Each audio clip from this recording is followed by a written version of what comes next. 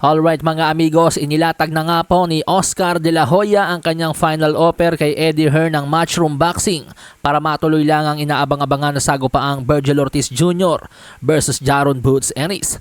60-40 plus 5% sa mananalo ang gustong mangyari ni De La Hoya pabor kay Ortiz at hindi nga daw po magbabago ang offer na yon. Take it or leave it.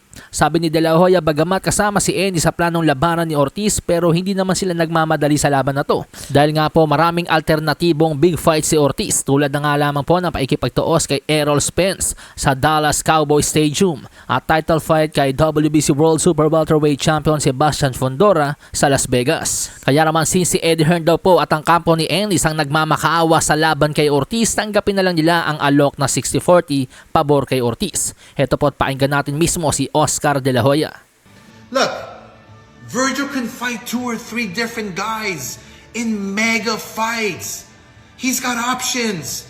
Imagine him with Errol Spence at Dallas Cowboy Stadium or Sebastian Fundora in a mega fight in Vegas. Boots is part of the plan, but it doesn't have to be next. But Eddie, since you're so desperate to make this fight, then let's do this. 60-40 for Virgil and 5% to the winner. Because I'm generous and I'm not moving off those numbers. You're the one who's begging for this fight.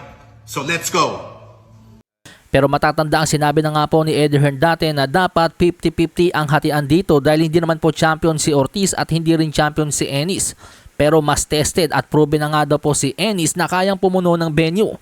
At higit sa lahat, former world champion si Jaron Ennis, bagay na hindi pa nagawa ni Ortiz kailanman. Sa tono ng pananalita ni Hearn sa mga nakaraang panayam sa kanya, parang sawa na itong maghintay sa mga paasa ni De La Hoya.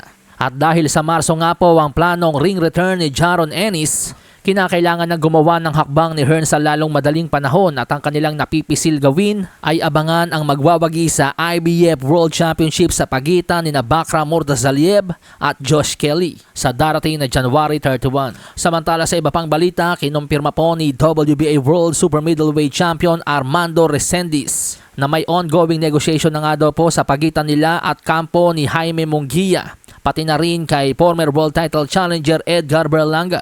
Totoo daw po ang mga lumabas na balita at hinihintay na lang nila ang kanilang mga promoters kung ano ang magiging desisyon. Pero kung si Resendiz lang daw po ang makakapili, mas pipiliin niya daw pong labanan si Jaime Munguia kaysa kay Edgar Berlanga.